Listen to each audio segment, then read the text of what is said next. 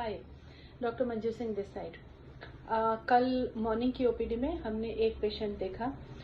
He was only 35 years old guy, married था। उसकी wife ही उसको लेकर के आई थी। उसके पूरे पेट में पानी भरा हुआ था। आप यकीन मानिए, जैसे घड़ा भरा हुआ होता है इस तरह से उसका पेट था। वो गवर्नमेंट हॉस्पिटल भी गया था। उन्होंने वहां पर उसको असाइटिस डायग्नोज करके और फिर उसकी टैपिंग करके और उसका थोड़ा सा पानी निकाला था और फिर उसे जांच के लिए भेज दिया था। उसकी वाइफ ने बताया कि मैम, वो बहुत लंबे समय से अल्कोहल पीता है और पेट में पानी भरने के बावजूद भी, डॉक्टर्स की सारी इंस्ट्रक्शंस के बावजूद भी उसने पीना नहीं छोड़ा है। ही वॉज बिल्कुल पेल येलो, एकदम जॉन्डिस्ड बॉडी जैसे होती है। उसका सारा एसजीओटी, एसजीपीटी, उसके सारे वो सब बिगड़ा पड़ा था। हीमोग्लोबिन भी उसका कम था।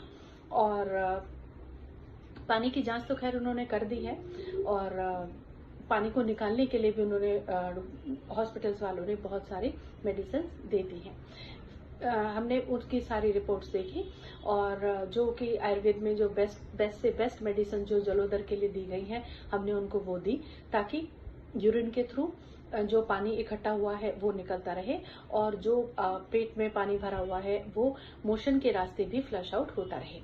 जो एलोपैथिक डॉक्टर्स थे उन्होंने भी उनको पेट साफ करने के लिए दवाई दी हुई थी कि पेट साफ होता रहेगा, पानी निकलता रहेगा। पानी कम पीने की भी उसको सलाह दी। मैंने उसको अल्कोहल बंद करने की भी सलाह दी। मैंने कहा, बेटा अब तो मान जाओ, अपने बच्चों को अनाथ करके जाओगे, आज भी तुम्हें अपनी जिंदगी की कीमत नहीं है, अभी भी तुम्हें पीना ही पड़ा हुआ है। गरीब मतलब बिल्कुल वेल टू डू नहीं थे, बहुत ही गरीब से लोग थे। मैंने उनको कहा, मैंने कहा तुम्हें पता है लिवर खराब होने के बाद ट्रांसप्लांट की कीमत कितनी है? तुम्हें कम से कम 30-32 लाख रुपए अरेंज करने पड़ेंगे। सोचने की बात है कि क्यों लोगों को अपनी हेल्थ की कीमत नहीं है। आप 35 इयर्स की एज में आपने ये हालत कर दी है। अब रिपोर्ट्स में कहीं सिरोसिस निकलेगा, कहीं फैटी लिवर तो होगा ही, पेट में पानी ऑलरेडी भरा हुआ है। ठीक है, जिस दिन पेट का पानी लंग्स की तरफ चला जाएगा फिर लंग्स में से पानी निकालना पड़ेगा। जितना पानी निकालते हैं उतना फिर भरता जाता है और लंग्स में जब इतना पानी भर जाता है तो आपको सांस लेना मुश्किल हो जाता है और आप सांस ही नहीं ले पाएंगे तो आप बचेंगे कैसे? अपनी जिंदगी की कदर कीजिए, अपनी हेल्थ को प्रायोरिटाइज कीजिए। बहुत ही दुख लगता है ऐसे लोगों को देख करके। मैंने बहुत काउंसलिंग की, बहुत समझाया। आई विश कि उसकी समझ में कुछ आ जाए और अपनी हेल्थ को प्रायोरिटी दे, अपनी मेडिसिन सीरियसली खाते रहे।